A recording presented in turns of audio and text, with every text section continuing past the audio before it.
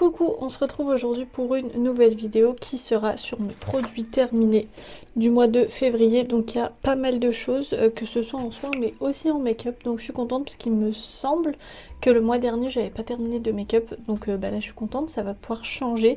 En tout cas ce sera pas ça tous les mois. Je vais vous montrer tout ça parce qu'il y a quand même pas mal de choses. On va déjà commencer par le make-up puisque j'ai vraiment pas mal de choses. J'ai 6 produits de terminés. On va déjà commencer par un que je n'aime pas du tout. Je crois que je l'avais mis dans le Project Pan de l'année dernière et en fait il était interminable. Donc je l'ai retiré là cette année parce que de toute façon j'étais sur la fin. Mais c'est de chez Bourjois, le drôle de sourcil, mascara à sourcils en teinte 21 or blond.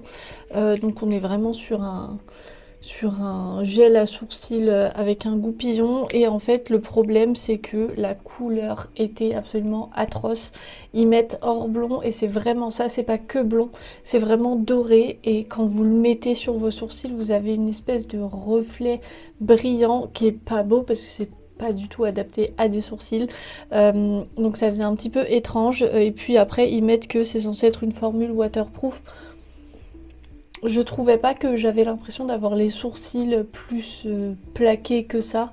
Ça colore, oui, ça va peigner, oui, mais à mon avis pour les personnes qui ont les sourcils vraiment bien fournis, c'est clairement pas assez. Ensuite, niveau teint, j'ai terminé 2 produits, notamment ma base de chez Max & More, la Face Primer Illuminating à la vitamine C, que j'ai bien aimé en soi par rapport à ce que je pensais, parce que j'ai la peau grasse, donc normalement les bases lumineuses c'est vraiment pas le mieux pour moi, parce que j'ai la peau avec trop de glow déjà de base, donc j'ai clairement pas besoin d'en rajouter.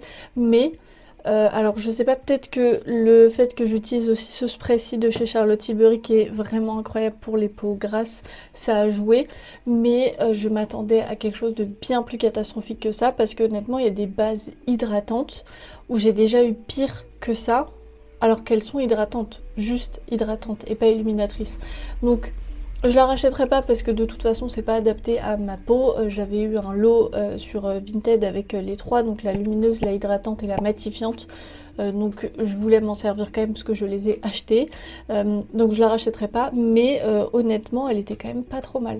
Et en fait, il n'y a pas 2 produits teints que j'ai terminé, mais 3. Je viens de me rendre compte. J'ai également terminé ma poudre de chez Sephora, la Blurrit en teinte 03, qui est la teinte Brightening Banana. Et en fait, la couleur ne convient pas du tout. Alors, il y avait, donc là c'est le... Enfin, il y avait le tamis du coup que j'ai retiré. En fait, là, ici, vous aviez une petite houppette que j'ai rangée depuis. Mais pour la taille contour des yeux, je trouvais ça vachement cool que dans le prix qui est déjà pas hyper cher de chez Sephora de base, on ait en plus une houppette. Donc une houppette qui est plutôt de qualité malgré tout. Donc la poudre était très bien en termes de matité, c'était franchement pas mal. L'effet Blurrit, oui, clairement vous avez les pores qui sont floutés. Moi le problème c'était la couleur parce que c'était trop jaune. En fait j'ai un sous-ton de peau neutre, donc si je mets quelque chose qui est un petit peu coloré, que ce soit jaune, rose, un peu violet, ça se voit tout de suite sur moi et j'ai vraiment une différence tout de suite entre mon visage et mon cou. Donc c'était le principal problème. Après, des 3 teintes qu'il y a dans cette gamme-ci, c'était malgré tout la plus adaptée parce qu'il y en a une où vraiment sur les photos on voit que ça a foncé un petit peu le teint, donc moi pas du tout. Et l'autre, la rose, en fait j'ai déjà utilisé des poudres roses et même si c'est très joli sur le moment, je finis la journée en étant rouge tomate, donc clairement c'était la plus adaptée, mais c'est quand même pas la meilleure. Donc je la rachèterai pas, mais vraiment juste à cause de la couleur et pas de sa qualité. Et le troisième produit pour le teint que j'ai terminé, c'est donc celui-ci qui est dans mon Project Pan en plus.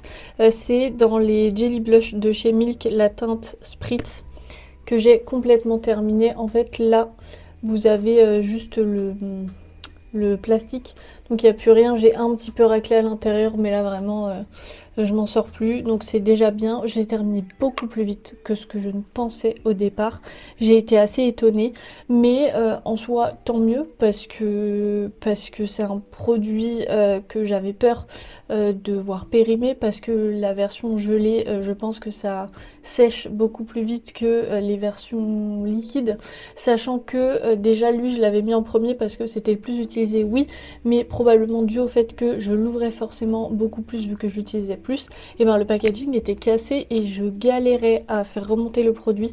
Donc c'est pour ça que je m'en suis servi rapidement, parce que j'avais peur de plus pouvoir l'utiliser du tout. Mais sinon globalement la couleur est quand même très bien, surtout à porter au quotidien. Alors c'est pas une couleur qui se verra sur les peaux foncées, même mat, honnêtement je suis pas sûre. Moi sur ma peau blanche et claire, aucun problème. Au contraire justement c'était une couleur très facile à utiliser.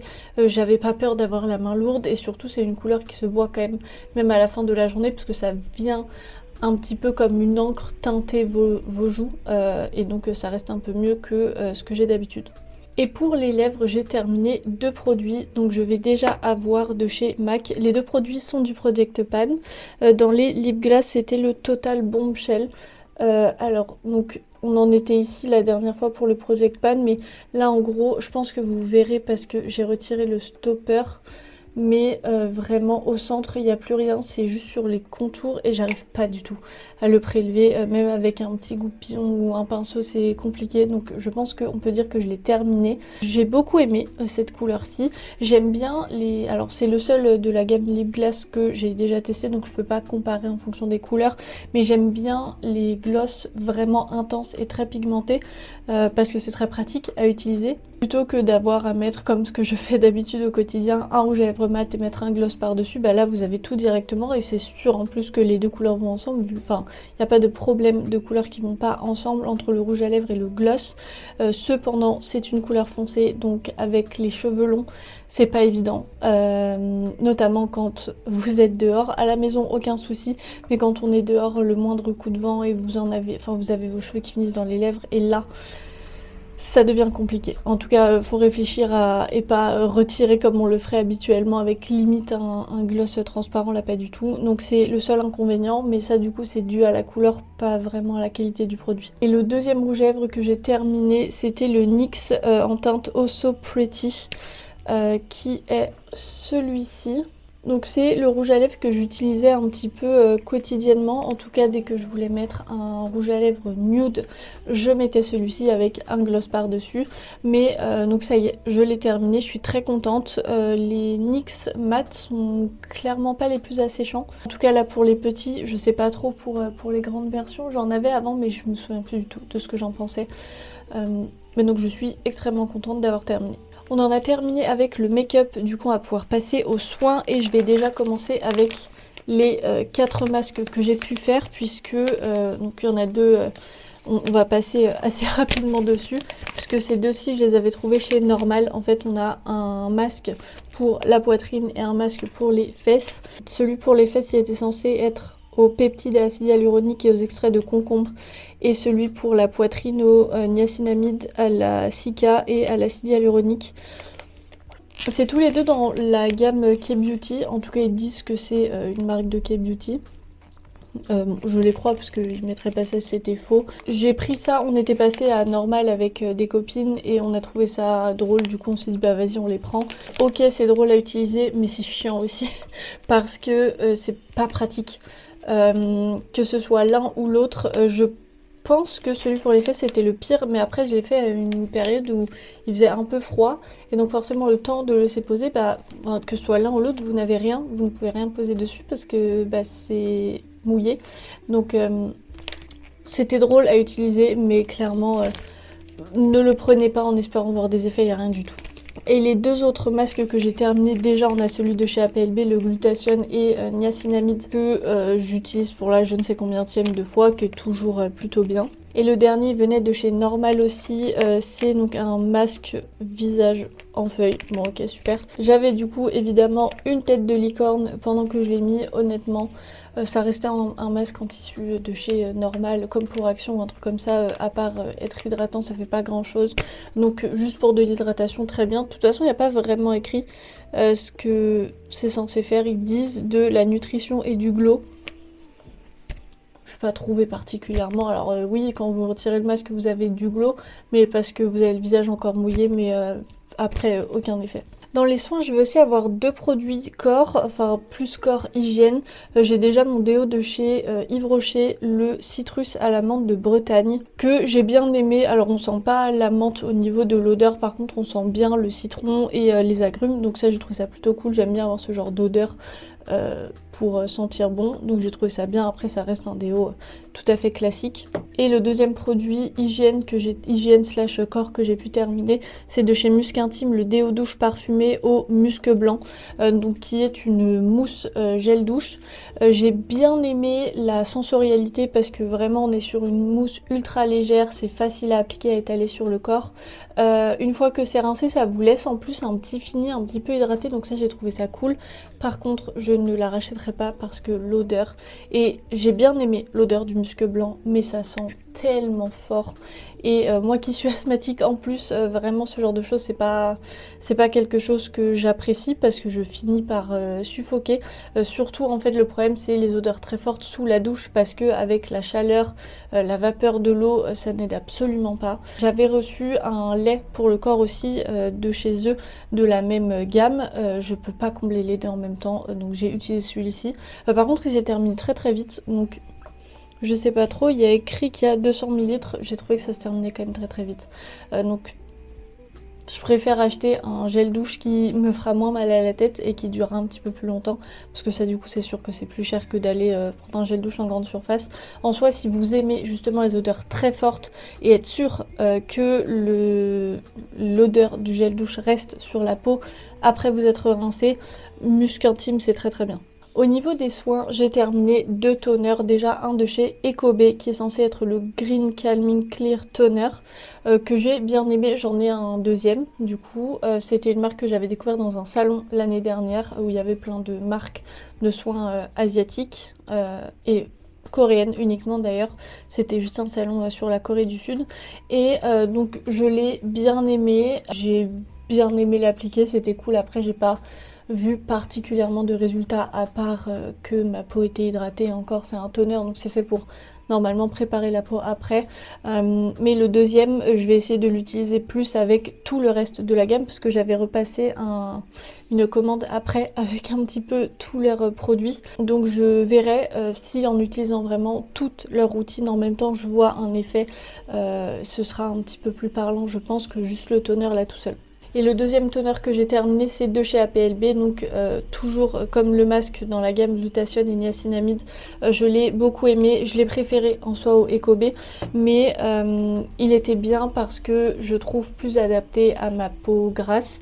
En fait celui-ci il va être adapté aux peaux grasses parce qu'il a un effet calmant et du coup ça va pouvoir calmer les irritations et l'inflammation que va avoir votre peau, qui fait qu'elle peut produire plus de sébum, mais c'est surtout sur l'effet apaisant qu'elle va pouvoir avoir un effet, alors que celui-ci c'était pas que sur l'inflammation de la peau. Donc j'ai trouvé ça très très cool. Je pourrais potentiellement être amenée à le racheter. Après j'ai beaucoup d'autres toners à utiliser en même temps entre mes commandes, le calendrier de l'avant, je ne m'en sors plus, mais je l'ai trouvé plutôt bien. En masque, j'en ai terminé un de chez Coxir, le Black Rice TXA Pore Purifying Mask, qui est censé être au riz noir, à l'acide tranexamique et au charbon, que j'avais eu de la part de YesStyle.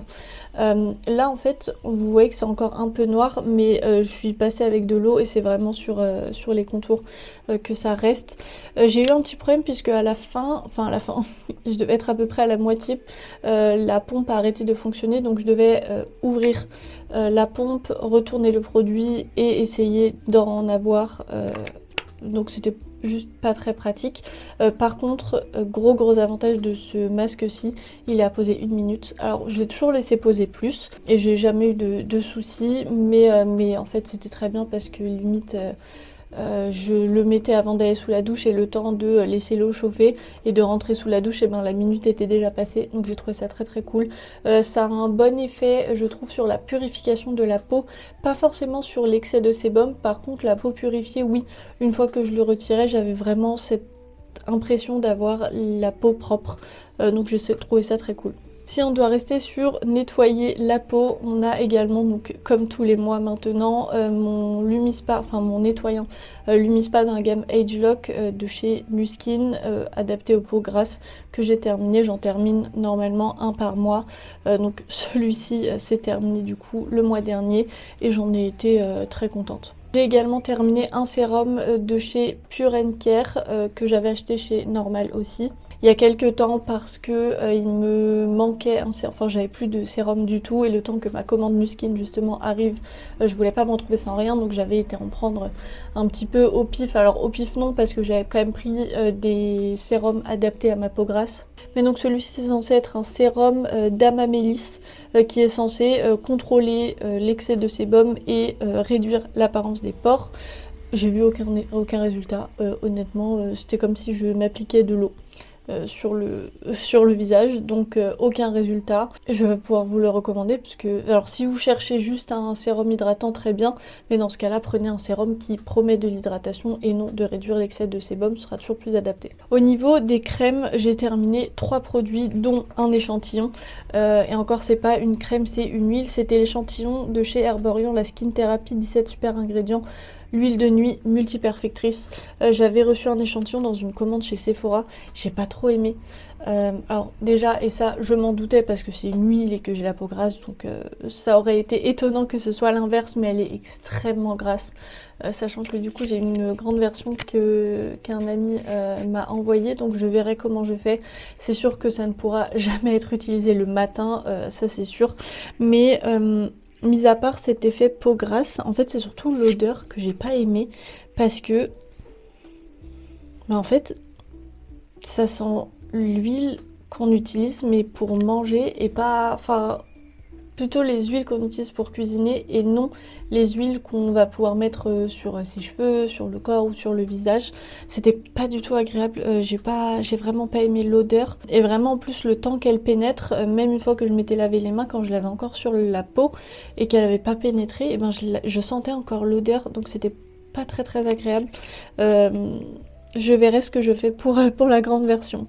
Et les 2 crèmes que j'ai terminées, donc j'avais celle de jour et celle de nuit. Je vais déjà commencer par la Révolution Skin, la Sally Hugs, qui était une crème riche et vraiment nourrissante. Donc à la base pas hyper adaptée à ma peau, mais je l'avais, donc j'ai utilisé. Elle est complètement terminée. En effet, je ne pouvais pas l'utiliser le matin de toute façon parce qu'elle était beaucoup trop riche. Et puis même le soir, c'est le genre de crème où il faut la travailler un petit peu pour qu'elle pénètre bien dans la peau, sinon vous avez encore... Alors des fois le soir je m'en fichais, je me disais c'est pas grave, de toute façon je ne vais voir personne à part mon lit.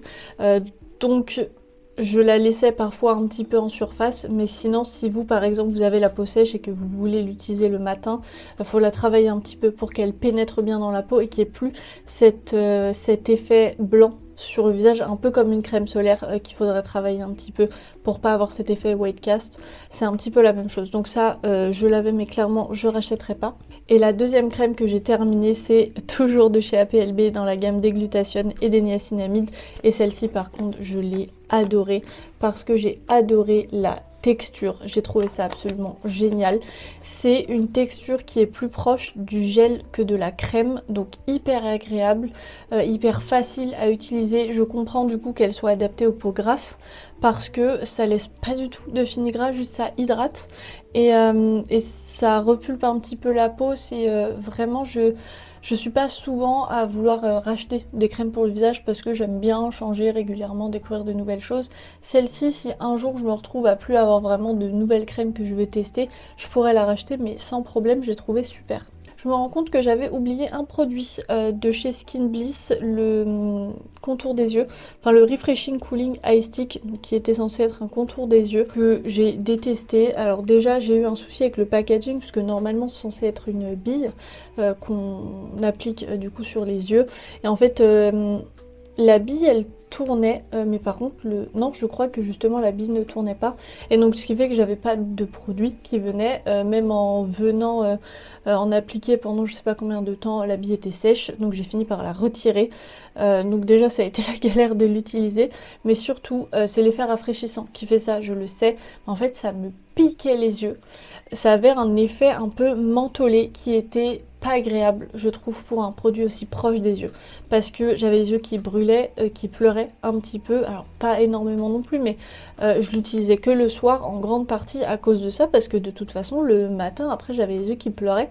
Et vu qu'il faut que j'aille me maquiller après, bah, clairement, c'était pas possible. Et voilà, il me semble que je vous ai tout montré, oui. Donc c'était tout pour mes produits terminés du mois de février. Il y a eu pas mal de choses un petit peu dans toutes les catégories, notamment au niveau make-up où je suis très contente. J'espère que vous aurez apprécié cette vidéo aussi. N'hésitez pas à la liker et à laisser un petit commentaire avec vous ce que vous avez pu terminer ce mois-ci. Est-ce que c'est plus dans telle ou telle catégorie ou peut-être que vous avez fini d'autres catégories que j'ai pas du tout terminé, peut-être dans les parfums, dans les cheveux. Pour ne rien louper des prochaines vidéos, je vous laisse vous abonner et activer la petite cloche de notification. Vous aurez mes réseaux sociaux comme d'habitude en barre d'infos si vous voulez me suivre un petit peu plus quotidiennement. Et moi en attendant, je vous fais plein d'énormes bisous et je vous souhaite une bonne journée.